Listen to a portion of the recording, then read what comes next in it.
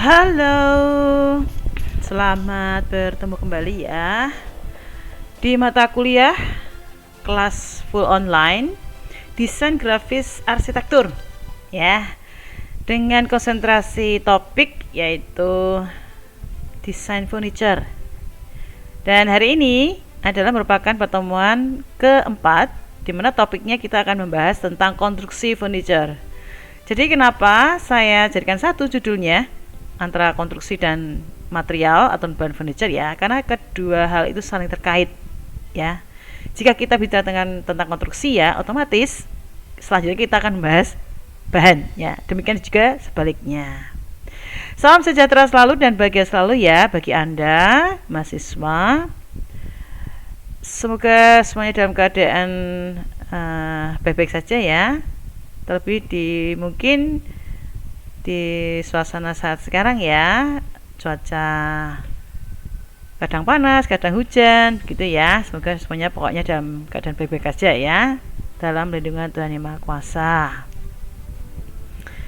Nah, untuk materi ya saya sharekan di melalui link si akad. Silakan bisa Anda download ya.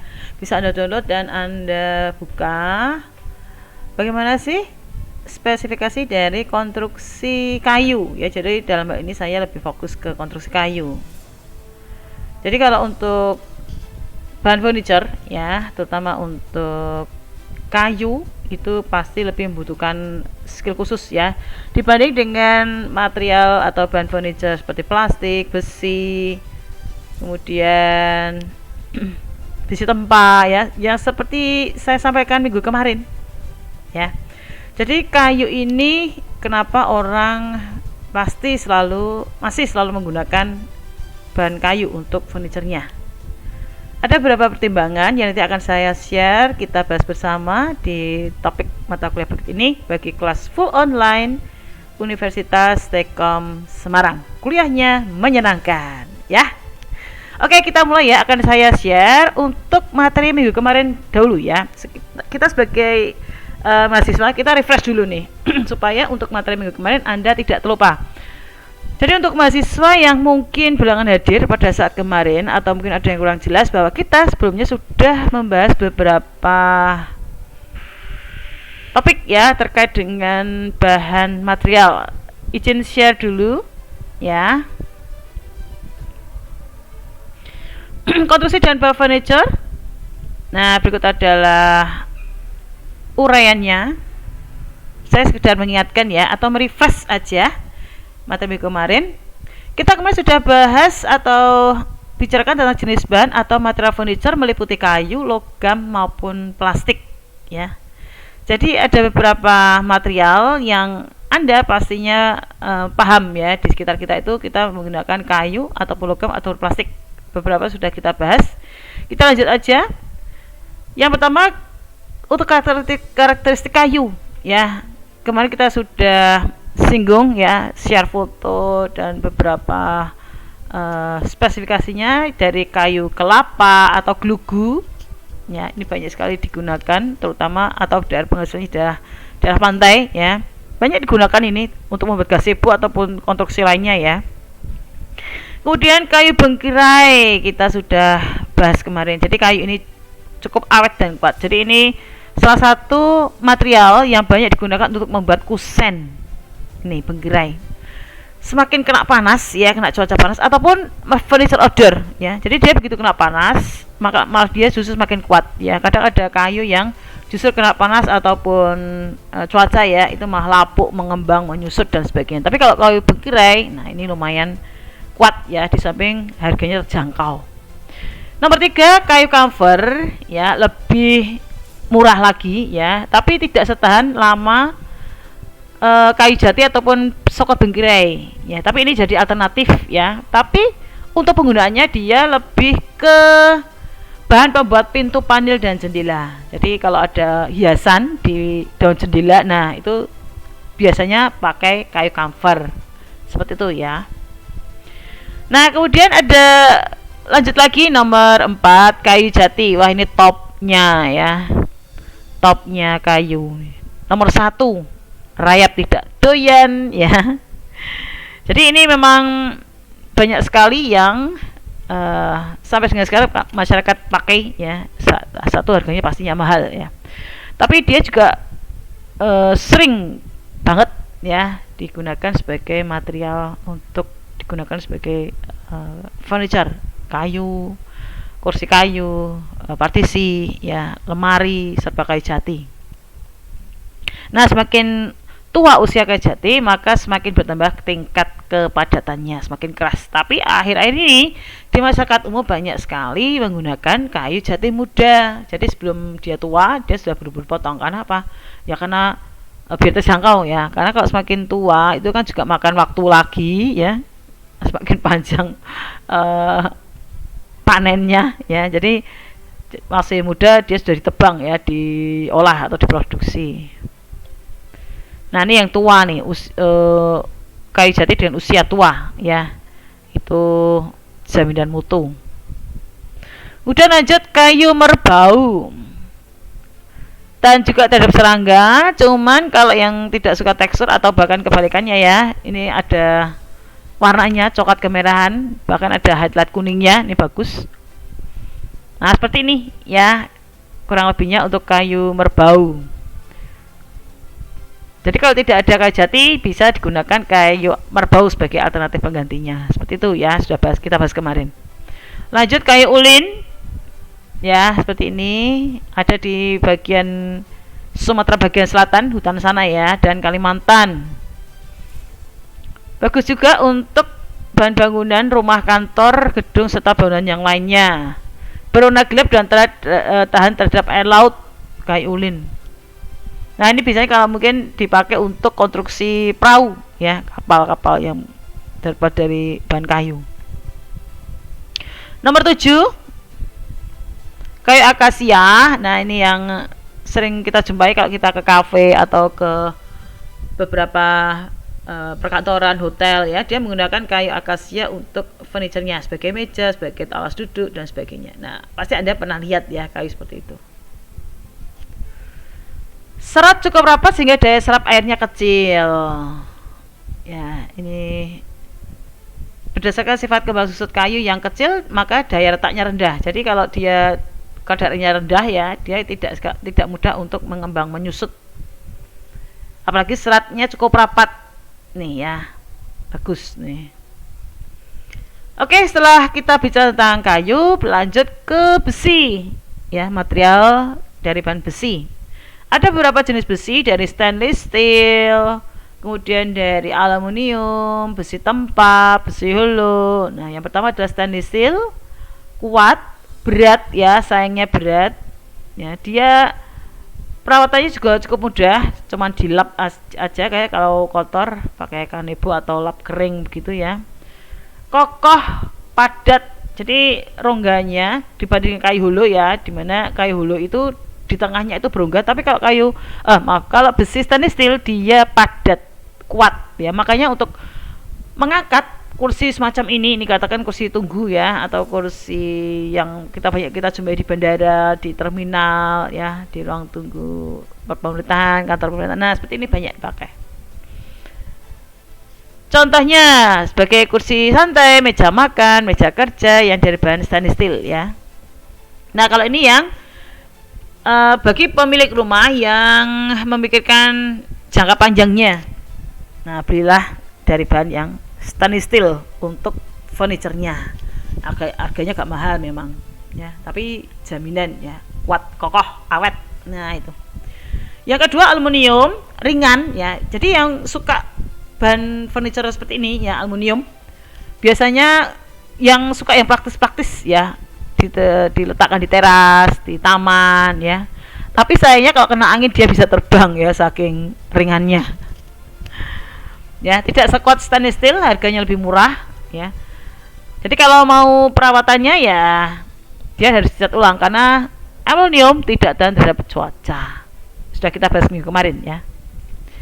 Lanjut besi tempa, bagi Anda atau rekan mahasiswa yang menyukai gaya arsitektural klasik ya, di mana beberapa mebelnya atau furniture itu dia menggunakan besi tempa sebagai bahan materialnya. Cuman satu selain berat ya. Nah, dia untuk alas duduknya keras ya, benar-benar keras gitu. Kalau kita duduk ya, serasa kita seperti duduk di atas besi memang ya.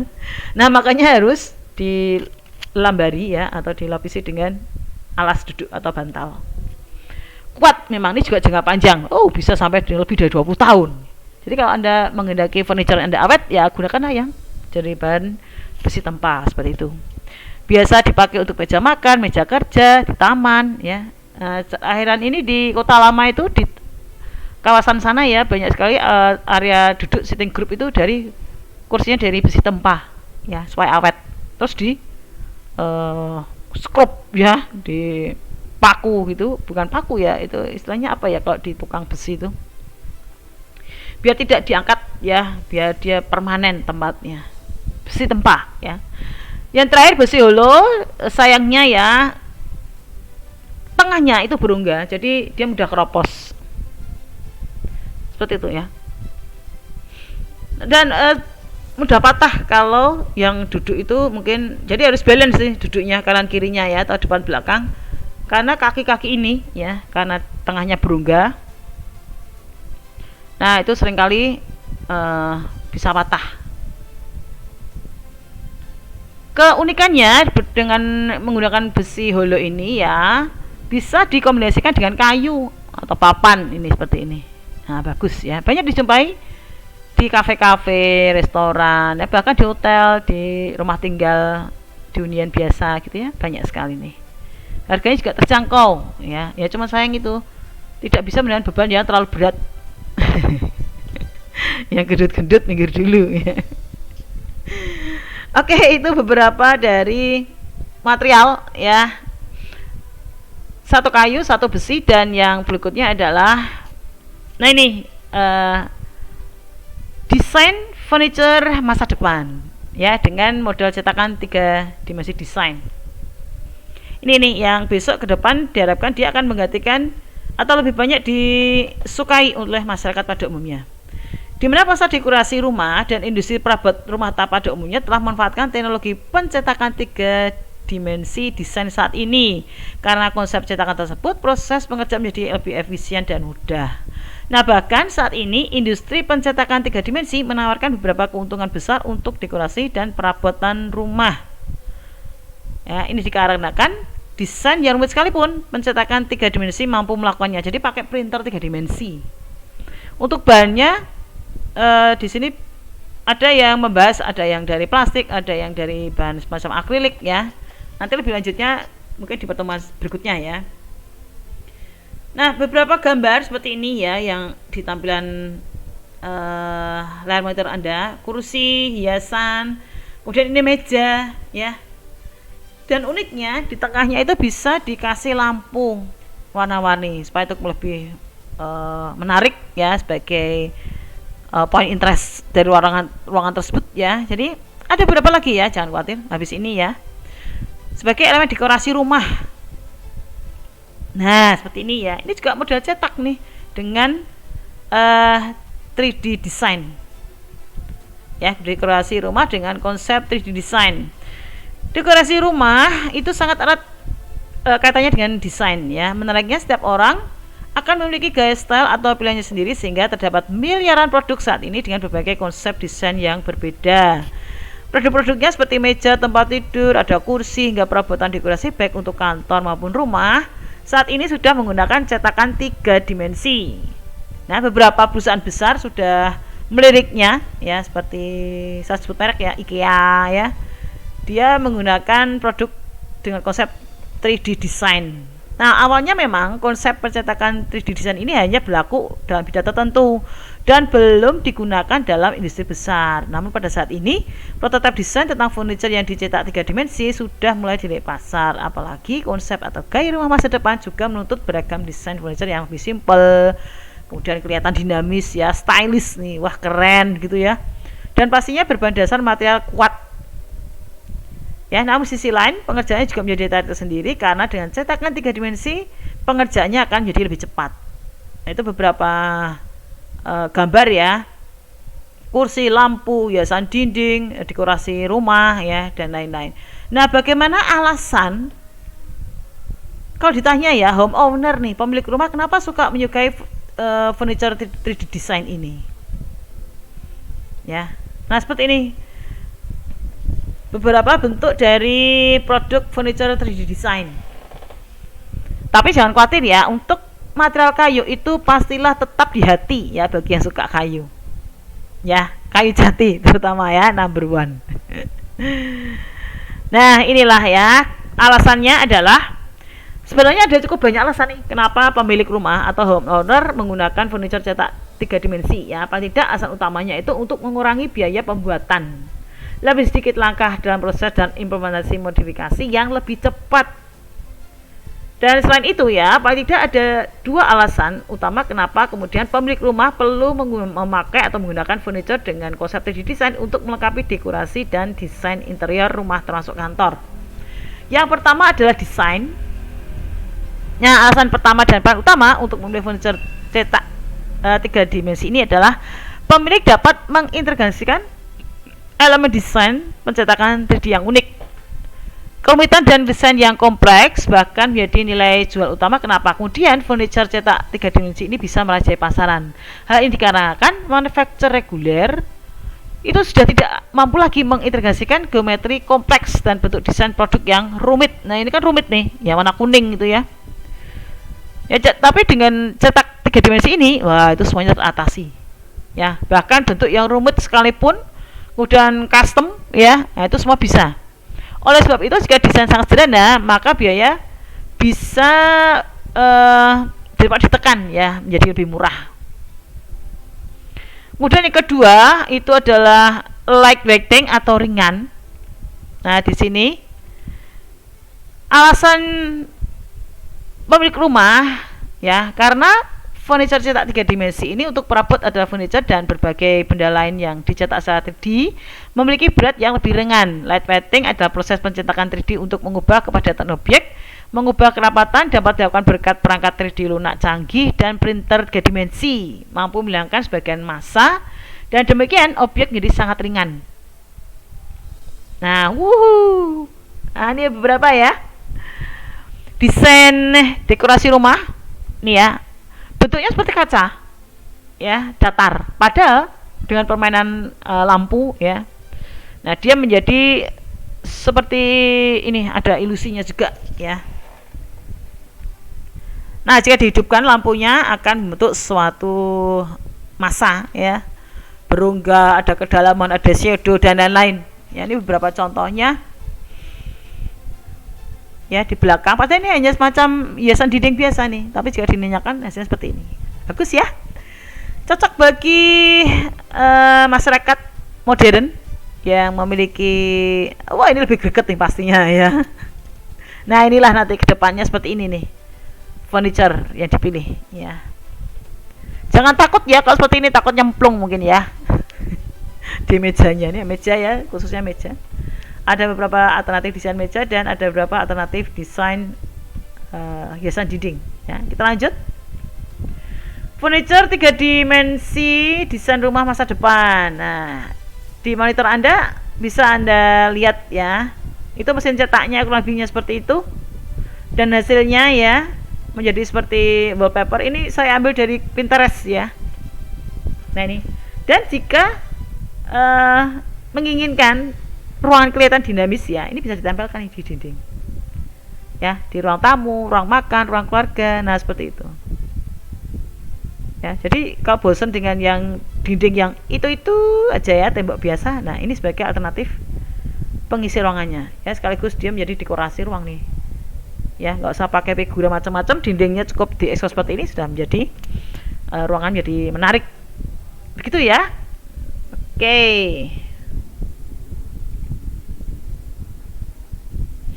Kemudian satu lagi ada contoh ya. Jadi untuk dunia furniture ya, itu ada semacam tiap tahun itu diadakan festival atau lomba ya desain. Nah, ini kebetulan untuk convergence chair ini adalah nomor 1 nih, yang dibuat oleh desainer Prancis Emmanuel Huguenot ya. Ini unik ya. Anda perhatikan yang bagian tengah ini merupakan sambungan ya. Jadi dia tidak menggunakan konstruksi kayu pada umumnya, ekor burung tertutup, ekor burung terbuka, pakai pen, pakai lem ya, tapi dia pakai 3D design. Nih ya, dicetak nih. Tapi cuman dalam hal ini tidak disebutkan secara spesifik apa sih bahannya. Ya. Nah, seperti yang kita ketahui kalau kaki kursi ya itu kan biasanya berjajar 4. Nah, ini dia menggabungkan elemen kayu ya, ada 8 potong kayu yang disusun sedemikian rupa dia berfungsi sebagai kaki, sebagai sandaran dan sebagai alas duduk. Nah, ini nomor 1 nih pemenangnya. Ya, ini terobosan baru ya, struktur kursi yang merupakan kursi santai yang biasanya kakinya ada 4 berjajar. Nah, sekarang ini ada 8 potong kayu yang disusun sedemikian rupa yang tertumpu pada satu bagian tengah. Nah, ini unik ya. Nih ya yang saya maksudkan tadi sebagai furniture masa depan gitu ya. Oke, lanjut, kita masuk ke topik berikutnya, konstruksi furniture. Saya harap Anda sudah jelas ya untuk bahan material furniture. Kita masuk ke konstruksi furniture, di mana materi ini sudah saya share juga di Siakat. Nanti silakan Anda bisa lihat dan Anda download jika Anda membutuhkannya ya. Nah, kita bicara dulu tentang definisinya. Apa sih konstruksi itu? Jadi konstruksi itu merupakan suatu susunan atau struktur yang berhubungan dengan sambungan atau suatu rangkaian produk identik biasa dengan konstruksi arsitektural, sipil dan sebagainya ya. Tapi kalau kita sudah bicara tentang konstruksi furniture, berarti ya konstruksi itu di sini artinya sebagai sambungan atau hubungan pada furniture, atau secara khusus dalam bidang furniture disebut sebagai konstruksi kayu, dimana khususnya adalah produk furniture ya. Jadi jangan membayangkan yang melebar-lebar atau luas ya, konstruksi bangunan macam-macam, tapi kita langsung fokus aja dalam hal ini adalah konstruksi furniture, dan kali ini lebih ke konstruksi kayu ya. Itu sangat menarik. Kita kenalan dulu dengan bahan. Tadi yang sudah saya sampaikan beberapa jenis karakteristik kayu jati, mahoni, ulin, bengkirai ya, kemudian kamfer, glugu ya. Nah, atau itu disebut dengan kayu masif istilahnya, yaitu merupakan kayu alam atau potongan dari batang pohon, di mana setiap kayu itu memiliki sifat mengembang dan menyusut tergantung dengan jenis kayunya dan kualitasnya. Nah, yang di monitor Anda itu adalah kayu gelondong yang bisa kita lihat. Nah, kemudian dia dipotong-potong, potongnya seperti ini ya, gelondong-gelondong tersebut. Potong-potong-potong ya, dirajang begitu. Dan kemudian diolah menjadi produk kayu macam-macam ya. Yang diantaranya ada kayu lapis seperti ini. Mungkin Anda pernah mendengar kayu, istilah kayu triplex, multiplex. Nah, itu apa sih? Nah ini ya. Kita kenal dulu bahwa istilah papan buatan muncul papan saat diproduksinya lembaran-lembaran tipis kayu masif sebagai pembuatan papan dengan pengeleman yang baik ya. Perubahan bentuk lembaran papan dapat dihindari. Jadi dilem prosesnya, ditumpuk berlapis-lapis. Kalau terdiri dari 3 lapis lembaran itu namanya triplex. Tapi kalau lebih dari 3, bahkan ada yang 5, 7, 9, 11 atau lebih lapis lembaran, itu dinamakan multiplex.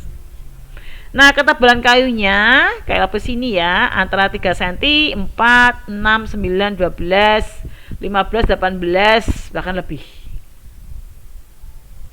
Oh maaf, itu dalam satuan milimeter ya.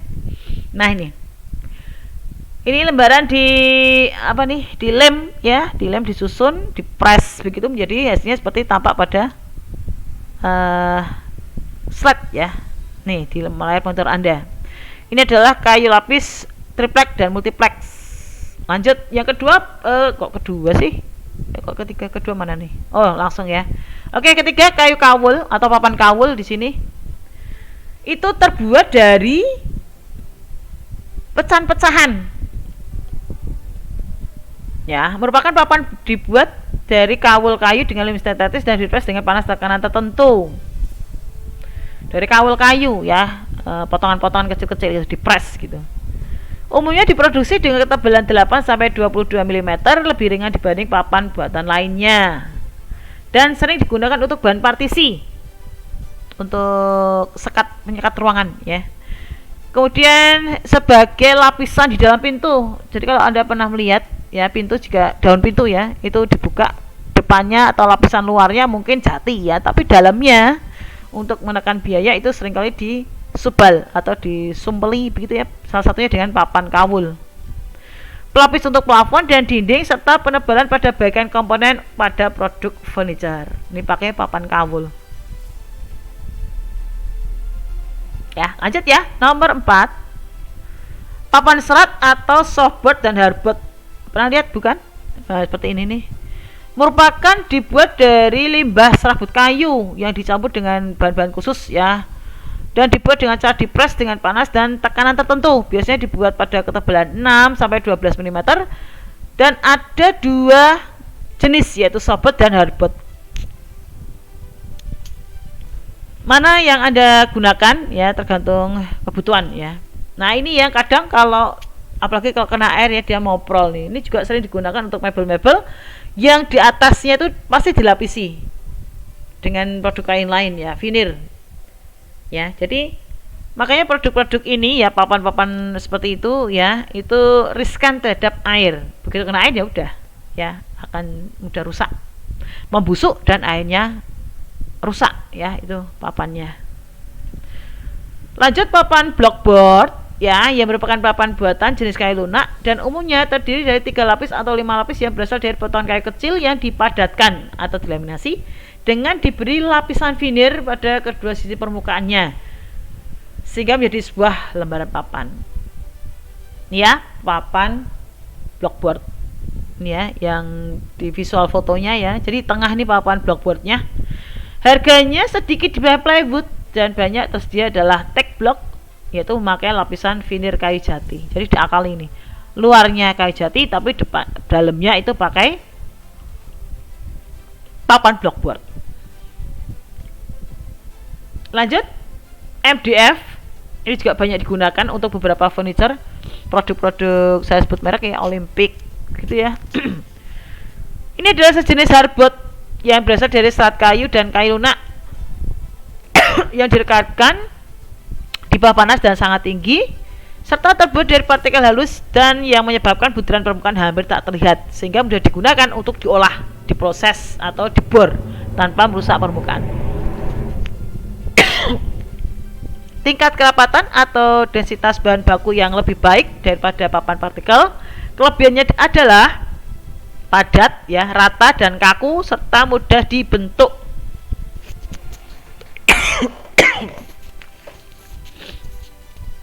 Nah, MDF ini bisa direkatkan, dilukis, difurnish dan dilaminasi untuk mencapai hasil yang berbeda. Maaf ya. Ketebalannya 3, 4, 6, 8, 9, 12, 16, 15, 18, 22, 25, 30 mm dengan ukuran lebar 122 cm dan panjang 224 cm. Itu adalah MDF. Ini juga nih riskan kalau kena air. Sama ya, hampir semua kayu kalau berupa lembaran-lembaran papan ya, dia riskan terhadap air. Particle board Anda juga pernah lihat ya, adalah material kayu yang tersusun atas serbuk gergaji. Dari kayu yang digergaji, serbuknya tuh masih bisa dibikin nih particle board. Dipadatkan melalui proses secara kimia dengan tekanan dalam suhu tinggi. Harga jauh lebih murah daripada plywood dan MDF dengan permukaan papan kayu yang biasanya sudah dilapisi vinir atau lapisan kayu. Produsen furniture menggunakan bahan ini sebagai rangka furniture karena di samping harga material yang dasarnya lebih murah, juga dalam proses finishingnya, misal dengan menggunakan vinyl sheet, bisa menekan harga penjualan. Nih ya, jadi untuk disubal, ini kayu-kayu subal ya, daun pintu, partisi ya. Nah itu tengahnya itu biasanya dilapisi dengan atau diisi dengan particle board. Nah, bicara tentang sambungan ya, oke, itu tadi saya rasa cukup jelas penjelasannya ya terkait dengan olahan papan. Ada beberapa cara menyambung kayu. Yang pertama dengan lem. Ini ya, lem. Kemudian sekrup. Sekrupnya masuk. Kemudian sambungan dengan lidah dan alur. Ini yang agak sulit nih ya, tukang kayu yang bisa pakai, yang bikin. Sambungan dengan isian. Ini juga ada diisi ya, diisi kayu untuk sambungannya. Kemudian sambungan dengan pen atau bulat atau dowel seperti ini. Mungkin Anda pernah melihat ya. Ada 1, 2, 3, 4, 5 yang biasa masyarakat pakai ya. Nah, kita bicara lagi bagaimana kalau di bagian sudut, caranya bagaimana untuk menyambung kayu antar kayu ya. Tapi ini biasanya digunakan pada konstruksi yang sederhana, membuat meja, membuat kursi dingklek itu ya, kecil, jadi yang tidak terlalu rumit nih. Konstruksi dengan paku, cukup dipaku saja. Oh, telonan ya, yang simpel-simpel gitu, dia cukup bisa dipaku. Cuman memang ada tipsnya supaya kayunya tidak retak. Jadi kalau memaku itu harus posisi miring seperti ini. Ya, dan ujungnya yang runcing itu dibuat tumpul dulu. Supaya tidak menimbulkan retak pada kayu.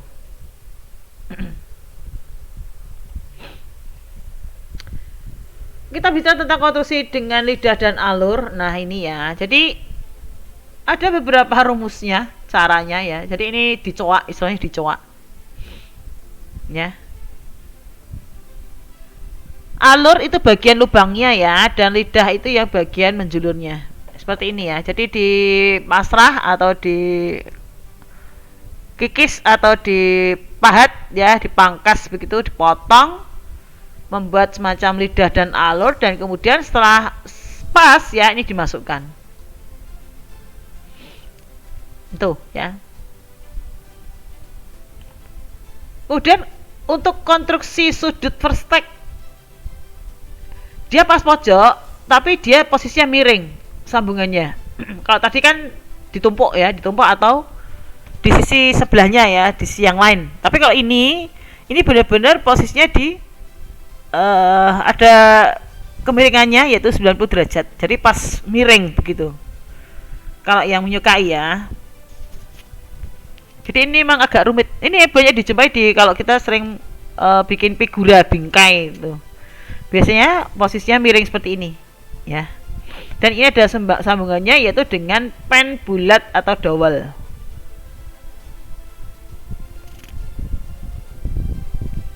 Begitu, ya. Oke, lanjut. Ada istilah lagi, ekor burung.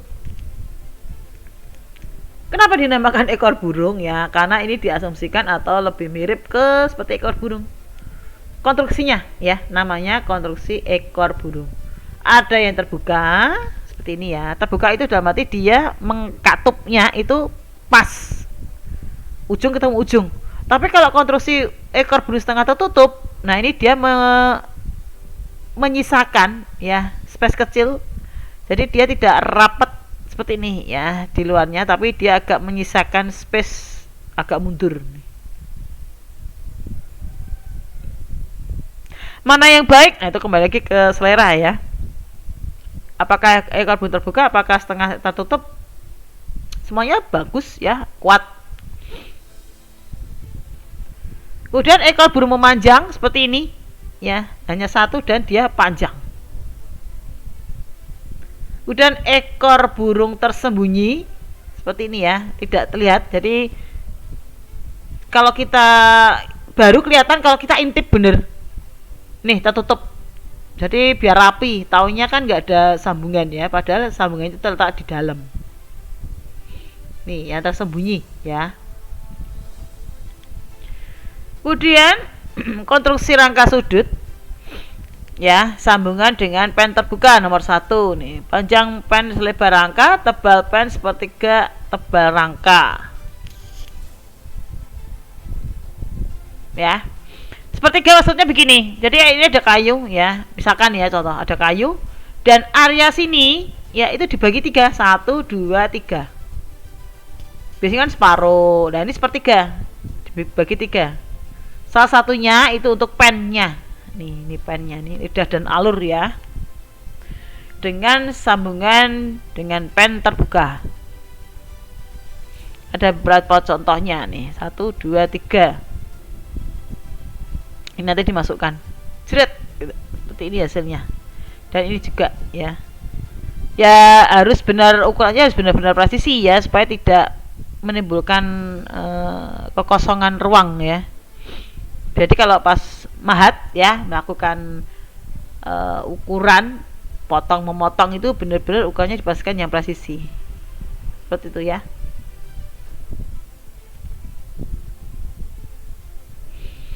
Sambungan dengan pen tersembunyi verstek. Yang pertama panjang pen dikurangi 1/4 lebar rangka. Ini ya.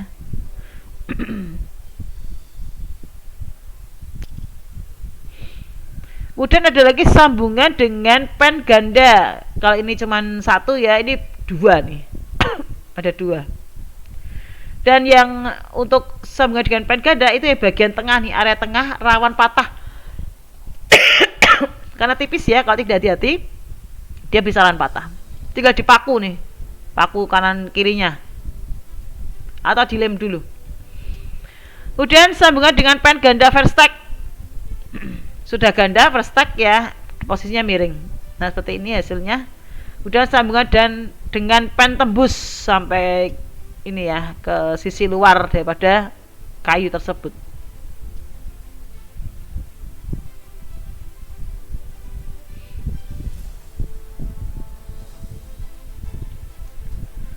Pen tersembunyi dengan spot pen.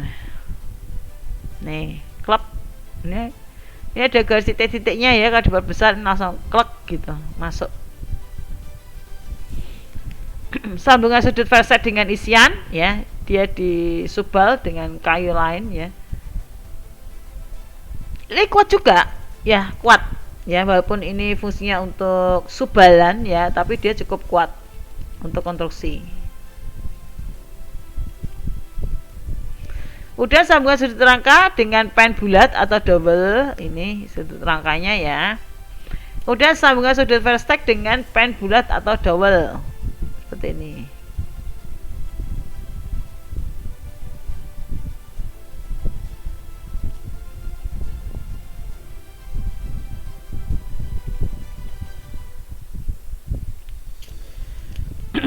Oke, itu mungkin yang bisa saya sampaikan terkait untuk topik konstruksi dan bahan furniture ya, dari karakteristik bahan. Kemudian lanjut untuk konstruksinya ya. Tadi kita sudah bicara juga untuk terkait olahan kayu berupa papan ya. Terus kemudian lanjut konstruksinya. Nah, jika ada pertanyaan, Anda bisa WhatsApp di grup ya, tentang pertanyaan apa yang ingin Anda tanyakan terkait konstruksi furniture. Dan pada pertemuan berikutnya nanti kita akan ada semacam praktikumnya ya, untuk membuat desain furniture 3 dimensi dengan menggunakan software AutoCAD.